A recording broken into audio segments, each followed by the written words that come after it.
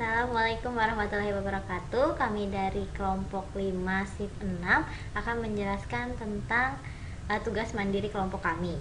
Pertama akan dijelaskan oleh Cut Fade Akil. Yang akan kami jelaskan di sini adalah proses registrasi mata kuliah di sistem IGADIS. Yang pertama, sebelum melakukan input mata kuliah, mahasiswa harus melakukan pengisian kuesioner terlebih dahulu. Setelah kuesioner dicatat oleh sistem, kemudian mahasiswa baru bisa melakukan input mata kuliah.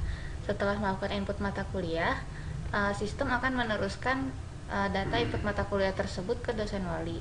Dari dosen wali akan memberikan status approval mata kuliah tersebut dan sistem akan meneruskannya kepada mahasiswa. Kemudian untuk diagram level 1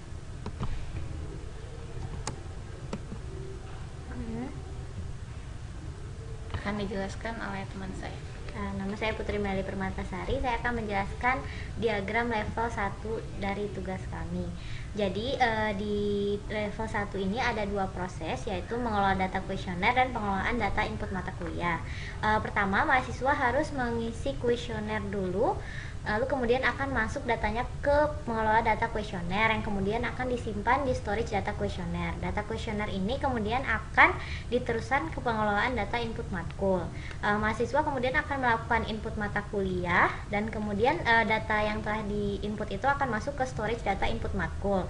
Kemudian yang input mata kuliah itu akan diteruskan ke dosen wali sebagai status approval mata kuliah. Nah, jika dosen wali sudah mengapprove, maka itu akan diteruskan ke mahasiswa lagi. Seterusnya akan dimasuk ke level 2 dari diagram kami yang akan dijelaskan oleh Nisa Oneng Istifani.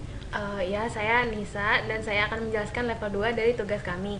Yang pertama adalah 1.1.1 yaitu pengelolaan data kuesioner.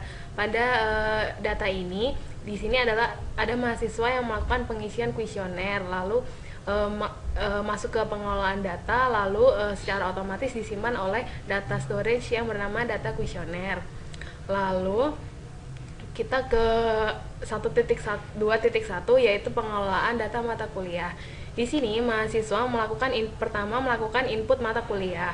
Setelah itu ketika masuk ke pengelolaan data, masuk data kuesioner yang berupa iya atau tidak mahasiswa sudah melakukan input kuesioner atau belum. Jika sudah, maka input mata kuliah tersebut akan masuk ke dosen wali berupa permohonan ACC mata kuliah. Lalu oleh dosen wali di ACC berupa status ACC mata kuliah.